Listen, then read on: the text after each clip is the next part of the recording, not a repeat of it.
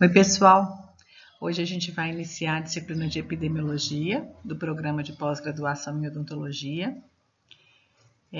Essa disciplina é uma disciplina que é base, né, porque ela é fundamental para o desenvolvimento de outras disciplinas, como, por exemplo, a disciplina de revisão sistemática, e ela é de fundamental importância para vocês, uma vez que toda vez que vocês forem desenvolver ao longo da vida pesquisas com seres humanos, vocês vão lançar a mão desses conhecimentos adquiridos em epidemiologia. Então, espero que vocês gostem bastante da disciplina, se dediquem, estudem bastante, porque ela vai ser fundamental para a vida de vocês enquanto pesquisadores. Então, o que é epidemiologia? A epidemiologia é o estudo da distribuição das doenças nas populações e os fatores que vão influenciar ou determinar essa distribuição. E a gente sempre se faz essa pergunta, né? Toda vez que a gente está querendo desenvolver um estudo, a gente faz a seguinte pergunta: por que essa doença desenvolveu nessas pessoas e não desenvolveu em outras pessoas? Então, a premissa que fundamenta a epidemiologia é que a ausência de saúde não é distribuída ao acaso na população. Cada um de nós possui características que vão nos predispor ou então vão nos proteger contra uma variedade de diferentes doenças.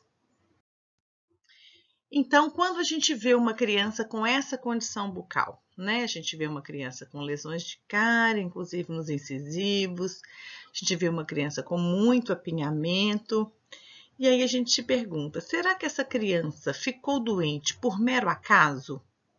É como se fosse um sorteio? Ou essa criança possui fatores que levaram com que essas doenças se instalassem nela? Quais são esses fatores? Como que a gente pode atuar prevenindo essa doença? E aí a gente vê essa criança, por outro lado, que não teve doença. Por quê? Por que a criança teve essa sorte? Será que isso aconteceu ao acaso? Será que existem outros fatores que contribuíram para que essa criança não ficasse doente? Quais são esses fatores? Então, um dos principais objetivos da epidemiologia é identificar subgrupos da população que possuem alto risco para desenvolver determinada doença. Então, por que a gente tem que identificar os grupos com alto risco? Porque se a gente for capaz de identificar esses grupos, a gente pode identificar os fatores específicos ou as características que os colocam em alto risco. E aí a gente tenta modificar esses fatores. Então é importante a gente ter em mente que os fatores de risco podem ser de dois tipos: os fatores modificáveis e os fatores não modificáveis. Então, apesar de fatores não modificáveis, como sexo, idade, raça, existirem, esses fatores nos permitem identificar os grupos de alto risco. Então, por outro lado, características como dieta, sedentarismo e outros fatores comportamentais, eles são fatores potencialmente modificáveis. E aí a gente tem a oportunidade, né, de atuar nos fatores modificáveis e introduzir novos programas preventivos, com o objetivo da gente reduzir ou modificar as exposições específicas ou os fatores de risco. E por falar em prevenção, nós temos 3 tipos de prevenção, né? Nós temos a prevenção primária, a prevenção secundária e a prevenção terciária. O que é prevenção primária? Prevenção primária é uma ação para prevenir o desenvolvimento de uma doença em uma pessoa saudável. Uma pessoa que ainda não tem a doença. Então, a melhor forma de fazer isso é como? Imunizar uma pessoa contra a doença, de forma que essa doença nunca se desenvolva. Então, esse aqui é o objetivo da vacina, né? Por exemplo. A prevenção secundária visa identificar as pessoas nas quais uma doença já começou, mas que ainda não desenvolveu sinais clínicos e sintomas. Então, esse período da história natural da doença é chamado de fase pré-clínica da doença. Uma pessoa que já tenha desenvolvido sinais clínicos e sintomas, geralmente assumimos que serão necessários cuidados médicos, né? Então, o objetivo da prevenção secundária é diagnosticar a doença mais precocemente, de modo que o paciente sofra menos danos e o tratamento seja mais efetivo e menos oneroso. Então, para o serviço de saúde pública, quanto mais precocemente for feita a intervenção, melhor. Então, imagina se existisse um medicamento realmente eficaz que conseguisse prevenir a COVID numa fase inicial da doença, uma fase de sinais pré-clínicos, na fase pré-clínica. Eu estou falando assim, tratamento com evidência científica, tá, gente? Se existisse, né? Se existisse, o tanto que ia melhorar, né, os serviços de saúde pública, porque isso ia impedir que as pessoas fossem internadas, que o SUS fosse sobrecarregado, tivesse sobrecarregado dessa forma, impedir que a doença se alastrasse dessa forma. Então, a prevenção secundária tem um papel muito importante também. E a prevenção terciária visa prevenir complicações em pessoas que já desenvolveram sinais e sintomas de uma doença diagnosticada. Isso é, pessoas que estão na fase clínica de suas doenças. Ontem mesmo eu vi no Jornal Nacional um medicamento que foi lançado com evidência científica, com testes, né, feitos, realizados, que diminui muito a piora do quadro clínico da COVID. Então, isso é o que a gente já chama de prevenção terciária. Então, nessa discussão sobre prevenção, é importante que a gente consiga distinguir entre prevenção primária, secundária e terciária. Então, prevenção primária é a ação realizada para prevenir o desenvolvimento de uma doença que está bem e não tem a doença em questão. Então, por exemplo, a gente sabe que o câncer de pulmão é evitável. Se fizermos as pessoas pararem de fumar, a gente elimina entre 70% e 80% dos casos de câncer de pulmão em seres humanos. A prevenção secundária já vai estar relacionada com a identificação de pessoas que já desenvolveram a doença no estágio inicial. Então, considerando a história natural da doença, a gente consegue identificar a doença lá no inicinho. Então, vamos dar um exemplo, por exemplo, câncer de mama. Então, através a maioria dos casos, né, de câncer de mama, as mulheres podem detectar através do autoexame e da mamografia. Então, o argumento para a prevenção secundária é que se a gente pode identificar a doença mais precocemente na sua história natural, as medidas de prevenção serão mais efetivas. Então, talvez a gente possa prevenir a mortalidade, prevenir complicações da doença e usar tratamentos menos invasivos ou mais baratos. Então, considerando a nossa área da odontologia, né? O que seria prevenção secundária em odontologia? Vocês estão observando, né, um paciente com lesões de mancha branca ativa. O que seria prevenção secundária nesse caso? Seria a gente fazer um tratamento nesse momento, onde não houve cavitação, né? Então, a gente está prevenindo que tratamentos endodônticos sejam realizados, tratamentos restauradores sejam realizados. A gente está impedindo que tratamentos, que exodontias sejam realizadas. Então, a gente vai, na história natural da cárie dentária, a gente vai interferir de modo a tratar a doença no seu estágio inicial. E a prevenção terciária? Ela visa, então, prevenir complicações em pessoas que já desenvolveram sinais e sintomas de uma doença diagnosticada. Então, isto é, pessoas que estão na fase clínica de suas doenças. A gente está vivendo, então, na pandemia agora. O que seria, na COVID, uma prevenção terciária? Prevenção terciária na COVID seria, por exemplo, ontem que eu vi, né, que a gente viu um medicamento que foi lançado nos Estados Unidos, que deve ser tomado pelo paciente nos primeiros sinais clínicos da doença. Então, a pessoa começou a ter os primeiros sinais clínicos da COVID, já toma esse medicamento, né? E isso vai prevenir com que a pessoa seja entubada, com que a pessoa morra, né? No caso aqui, do slide que eu estou mostrando, a prevenção terciária, então, pode também visar prevenir complicações e melhorar a expectativa, bem como a qualidade de vida do indivíduo. Então, essa pessoa que está usando essa perna mecânica, por exemplo, melhorou sobremaneira a qualidade de vida desse indivíduo, né?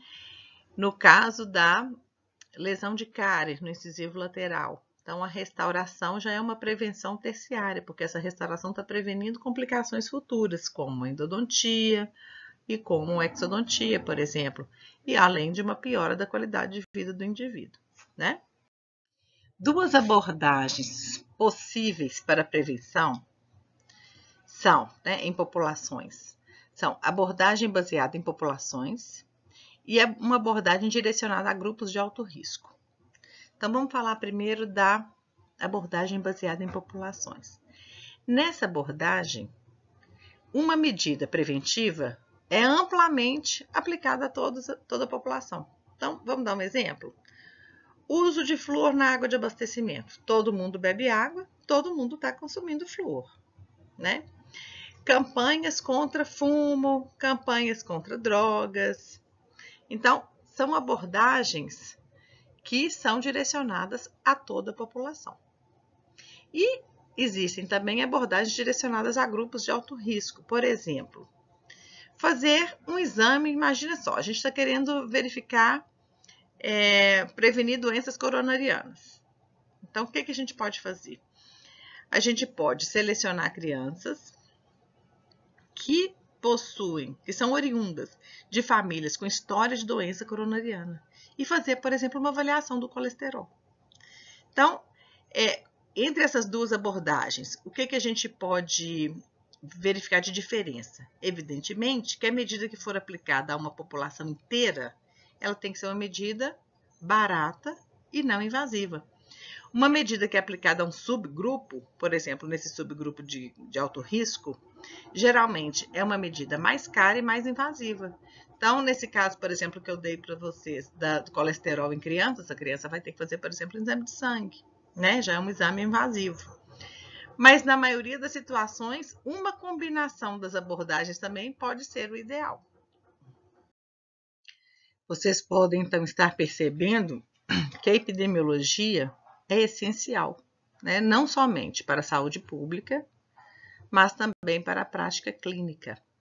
Então, a nossa prática está totalmente relacionada aos dados populacionais. Por exemplo, se um dente apresenta dor espontânea, como que a gente vai saber que isso representa uma pulpite reversível? De onde que originou esse conhecimento?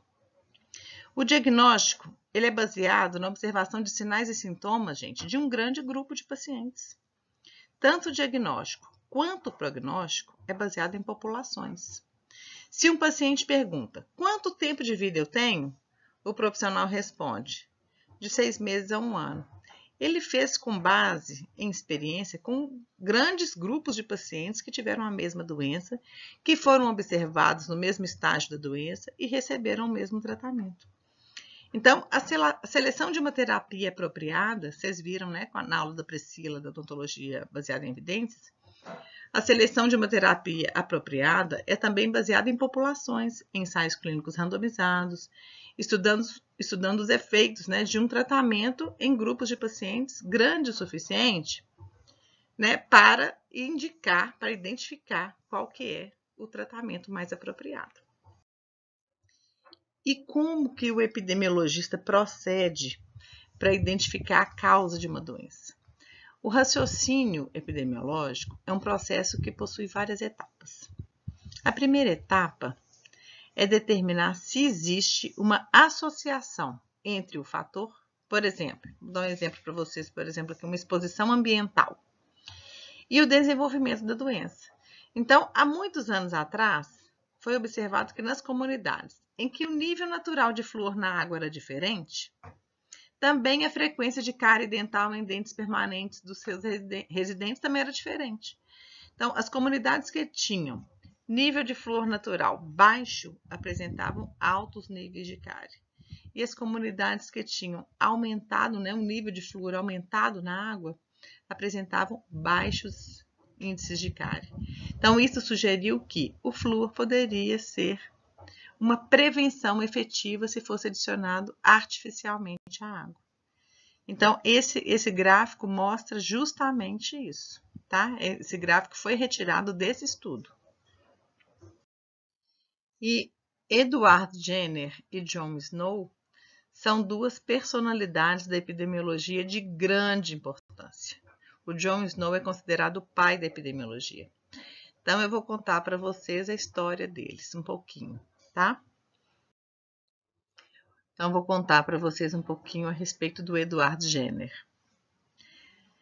O Edward Jenner nasceu em 1749 e ficou muito interessado com o problema da varíola, que afligia o mundo inteiro. Então, para vocês terem uma ideia, nessa época, a varíola, aproximadamente 18 milhões de pessoas morriam de varíola a cada ano. E 1/3 dos sobreviventes ficavam cegos, porque eles apresentavam infecções de córnea.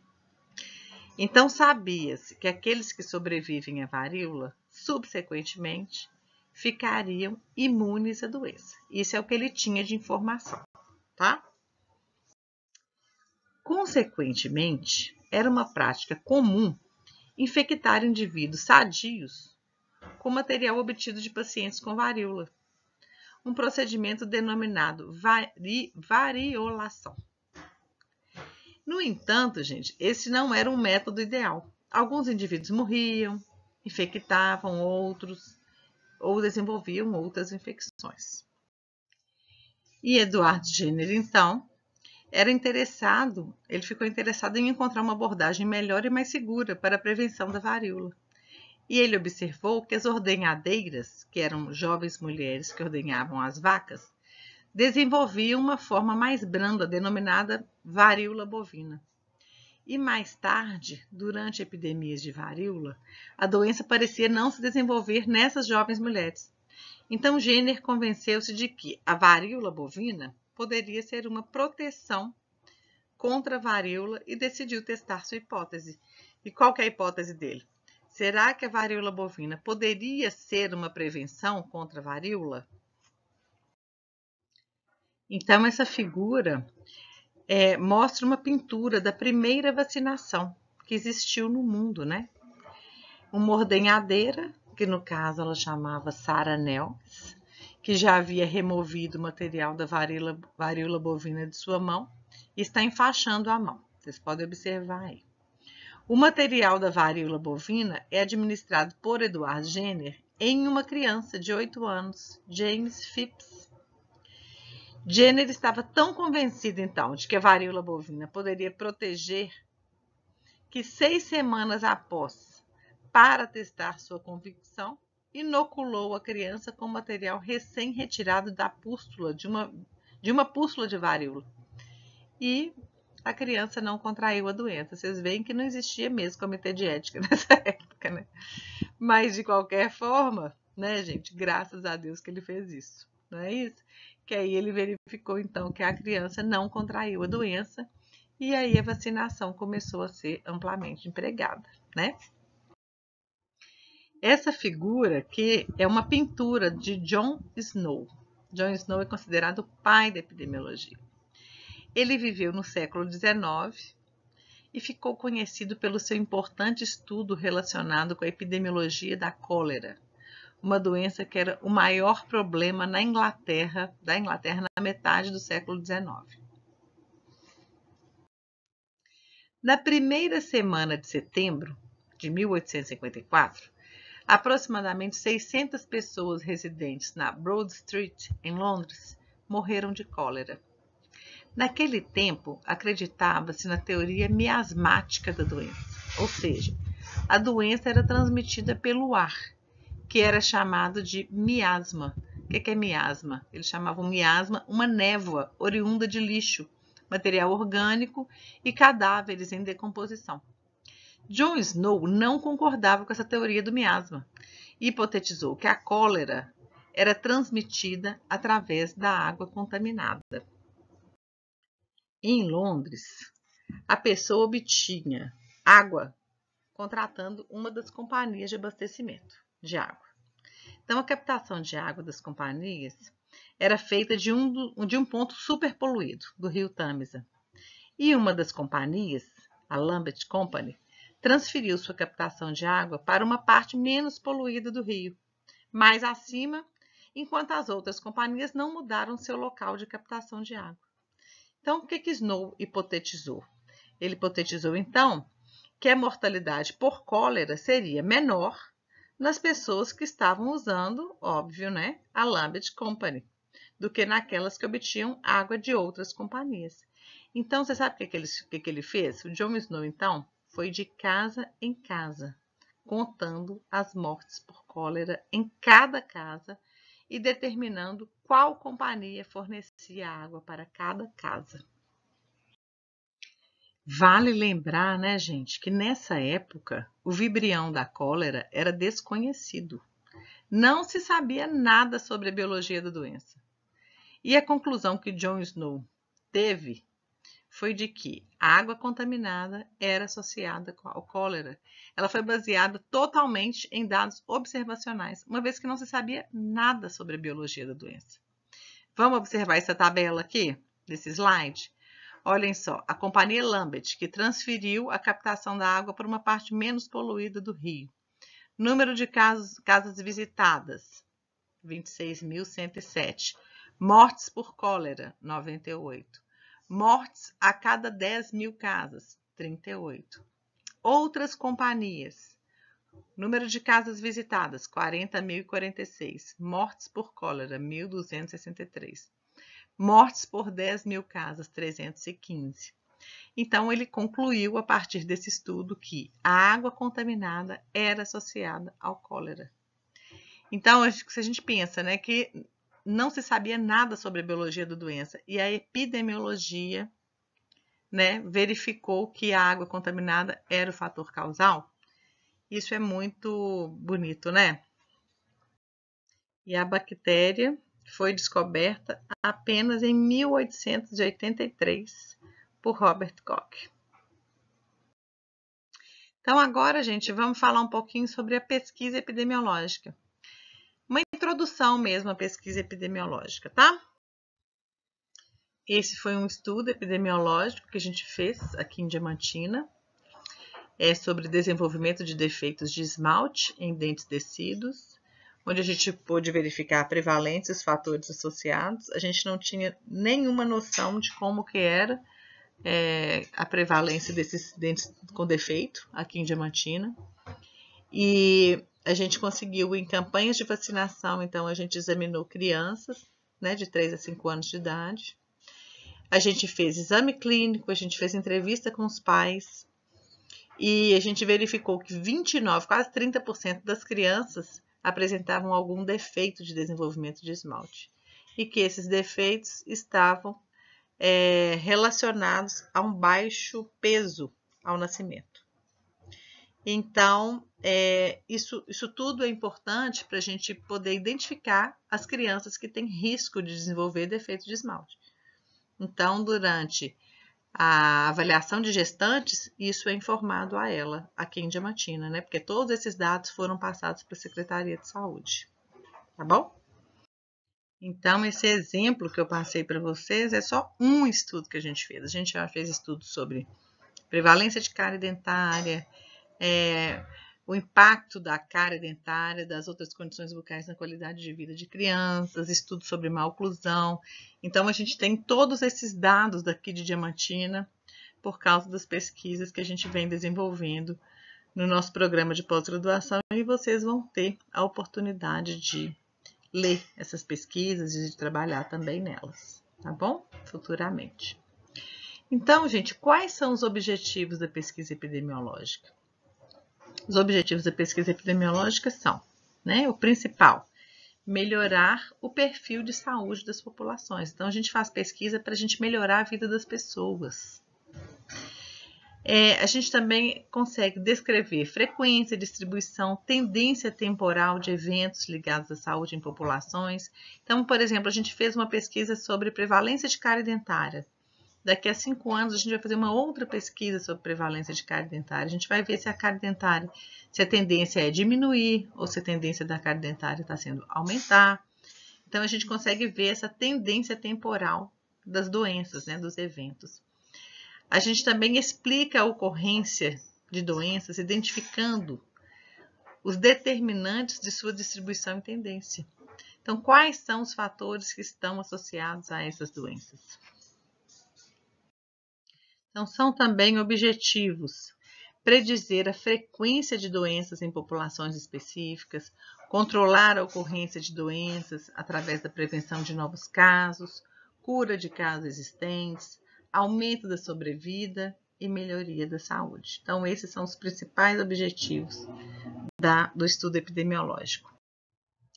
E a pesquisa epidemiológica, ela baseia-se na coleta sistemática de informações sobre os eventos ligados à saúde em uma população definida e na quantificação desses eventos. Então, vocês viram, né, na elaboração do projeto de pesquisa, que a gente tem que calcular tamanho de amostra, a gente tem que determinar nossas variáveis, o que a gente vai coletar, qual que é a doença, a gente tem que fazer calibração. Então, a gente tem que fazer um trabalho muito criterioso para a gente chegar em resultados confiáveis, né? E para a análise dos dados, né, mensuração de variáveis, estimação de parâmetros populacionais, testes estatísticos, a gente tem que ter um rigor muito forte. A gente tem que ser muito rigoroso para a gente fazer uma pesquisa muito bem feita sempre e apresentar dados confiáveis para a nossa população. Um estudo que a gente fez aqui em Diamantina, que também eu tenho muito orgulho, é um estudo sobre erupção de dentes tecidos. Se a erupção dental causa febre no bebê.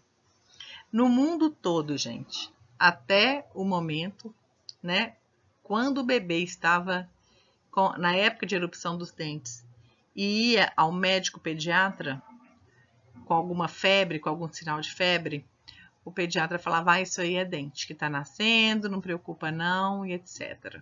Né? E aconteceu que uma vez, uma pesquisadora nossa, que fez pós-doc aqui com a gente, essa pesquisadora estava no consultório dela, atendendo uma criança que tinha uma deficiência na perna. Quando ela foi fazer a anamnese com essa mãe, né, com a mãe dessa criança, ela disse que quando a criança teve uma infecção, né, muito forte e levou esse bebê ao médico, o médico falou que era o dente que estava irrompendo e ela estava tendo outro problema.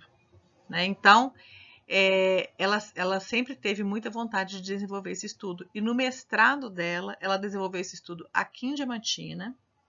Como que ela fez? Ela visitou a casa de, acho que 70 bebês aproximadamente, diariamente, durante o período de rompimento dos dentes. Ela media a temperatura timpânica, temperatura axilar, fazia diversas perguntas sobre o estado de saúde do bebê, todos os dias, gente, sábado e domingo inclusive. E chegou à conclusão de que no momento da erupção do dente existe uma leve elevação da temperatura, mas que essa leve elevação não ultrapassa 37 graus. Então, assim, a criança não tem febre quando o dente descido está irrompendo. Isso foi possível de ser feito devido a uma coleta de dados epidemiológica. Tá? E esse estudo foi o estudo de maior evidência científica no mundo sobre esse assunto. Então, a partir daí, hoje já tem inclusive revisões sistemáticas a respeito disso. Mas esse estudo foi um estudo de grande evidência no mundo e que levou os médicos pediatras a repensarem essa questão da febre durante a erupção do dente descido. Então, se um bebê chega com febre, no médico pediatra, hoje ele já tem evidência suficiente para falar, olha, a criança pode estar com outro problema que não seja dente, tá? Então, eu quero mostrar para vocês a importância de duas coisas, né? A importância da epidemiologia, que é a nossa aula de hoje, e quero mostrar para vocês também que vocês estão numa universidade, numa faculdade, que vocês têm que se orgulhar muito, porque que sai muita coisa boa dessa universidade daqui. Então, que a gente tem possibilidades de melhorar a ciência de modo geral a partir de estudos desenvolvidos aqui, tá? E pesquisa, gente, a gente sempre começa uma pesquisa a partir de uma dúvida. Então, quando a gente pretende elaborar uma pesquisa, a gente começa a pensar, Já existe resposta para a minha pergunta? Vamos buscar as melhores evidências. Os artigos publicados conseguiram responder bem a essa questão? Chegaram a uma conclusão confiável?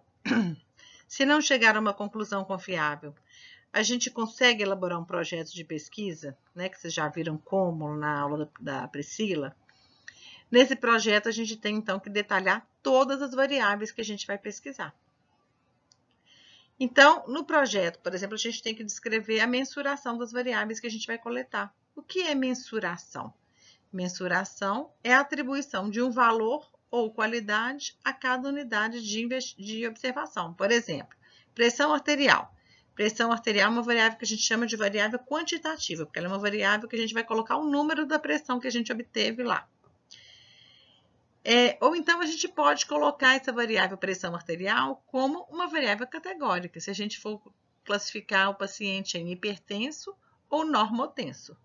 Então, a gente vai definir como que a gente, no projeto de pesquisa, a gente já tem que colocar lá, olha, eu quero categorizar a pressão arterial como hipertenso ou normotenso, quero como uma variável categórica. Ou eu quero analisar a pressão arterial como uma variável quantitativa.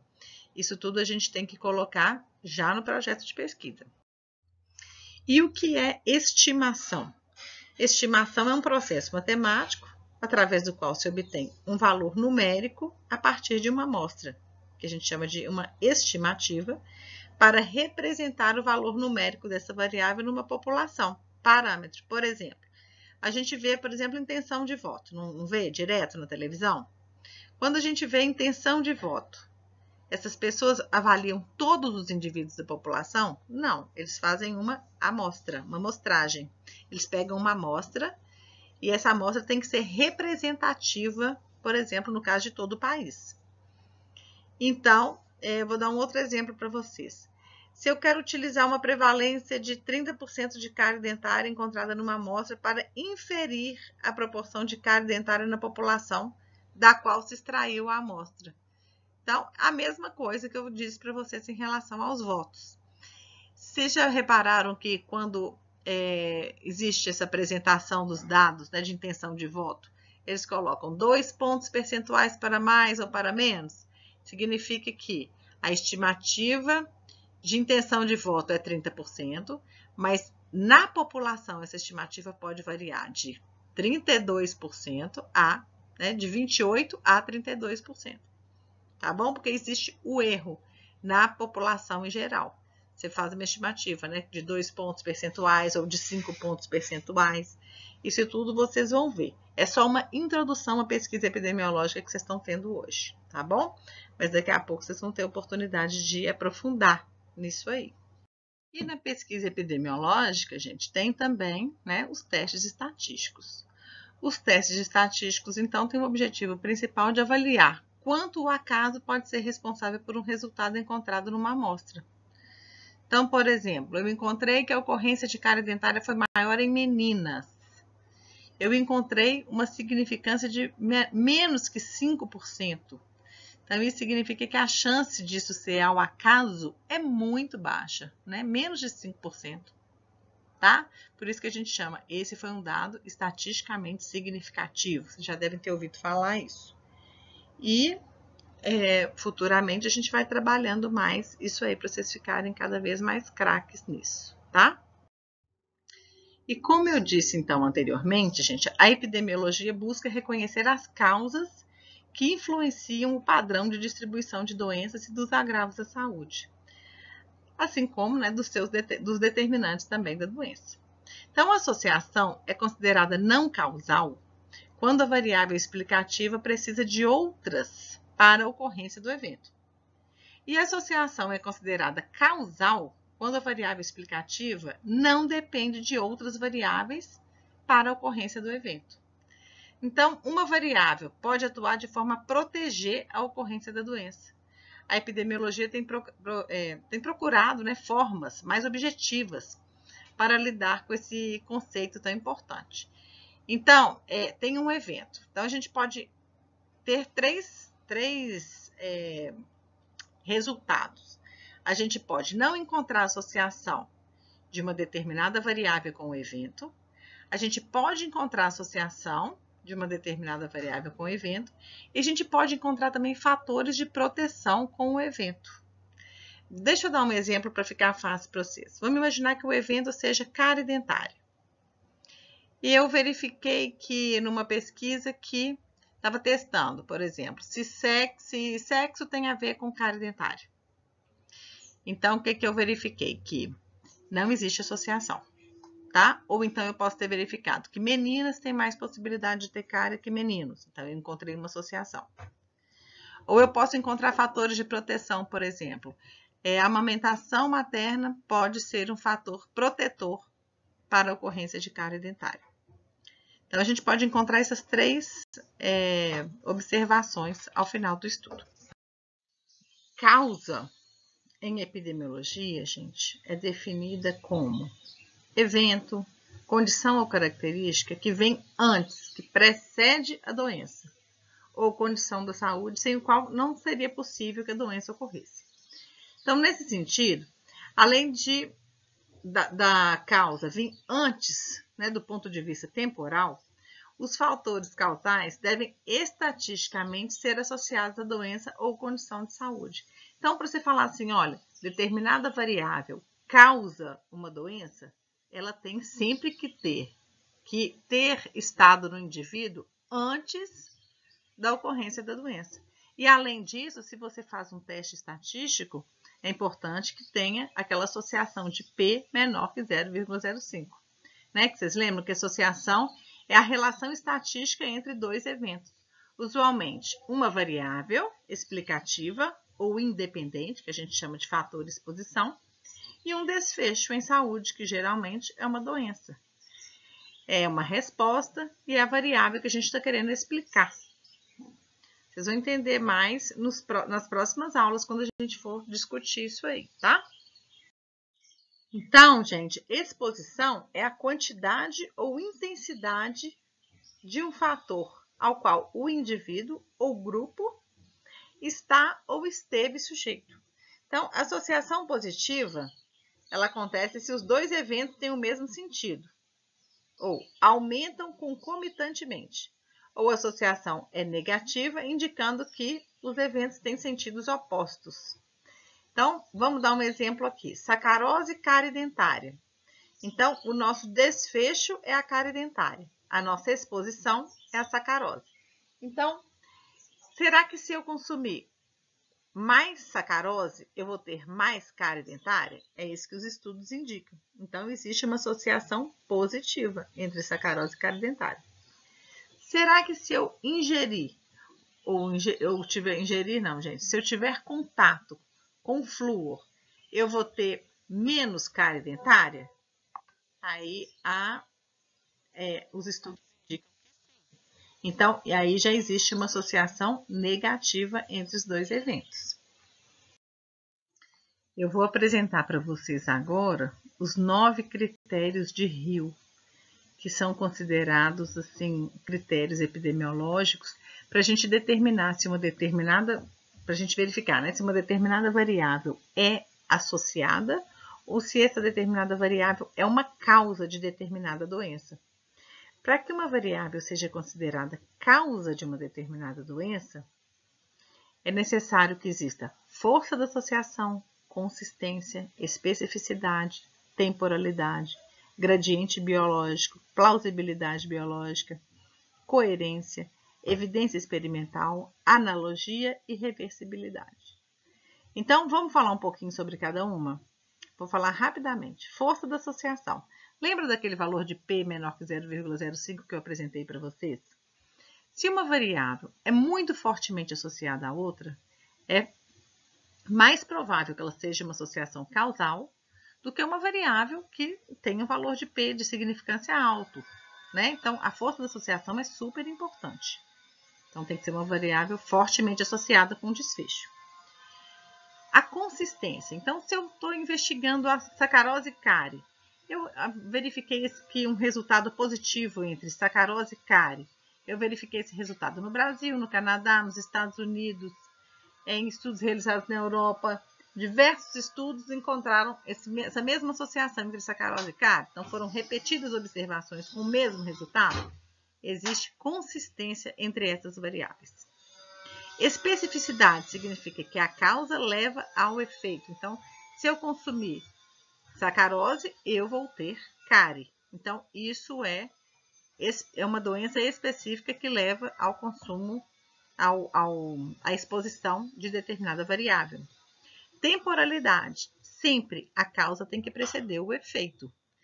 Então, eu preciso, para eu falar que é uma relação causal, eu tenho que consumir a sacarose antes de ter cárie, para falar que a sacarose levou a cárie, tá? Gradiente biológico. Quanto mais sacarose eu comer, mais cárie eu vou ter.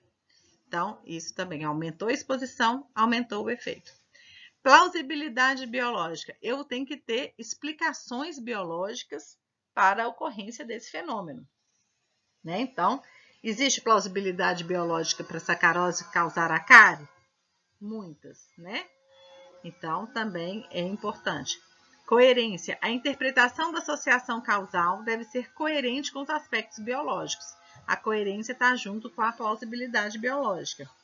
Evidência experimental. Existem estudos bem delineados sobre esse assunto? Então, já existem ensaios clínicos randomizados, já existem revisões sistemáticas e meta-análises que mostram a evidência experimental da sacarose e a cárie? Analogia. A associação é semelhante a outras já conhecidas. Então, já existe associação entre sacarose e cárie, já existe associação entre outras variáveis com a cárie dentária? Reversibilidade. Ao se remover a sacarose, a incidência da doença diminui? Então, são essas variáveis que a gente tem que investigar para a gente falar assim, olha, existe evidência de uma associação causal entre uma exposição e um desfecho. Gente, então, essa aula foi uma aula introdutória, tá? À epidemiologia e introdutória à pesquisa em epidemiologia. Então, de agora em diante, a gente vai começar a estudar, pesquisar os desenhos de estudo epidemiológicos. Então, semana que vem a gente já vai ter os estudos transversais, depois estudos de caso de controle, longitudinais, ensaios clínicos randomizados, etc. Tá bom? Um abraço para vocês, espero que vocês estudem bastante. Aqui são algumas referências, é a referência do Gordes. Tem também outros livros de epidemiologia, que é importante que vocês pesquisem também além da aula, tá? Um abraço para todos.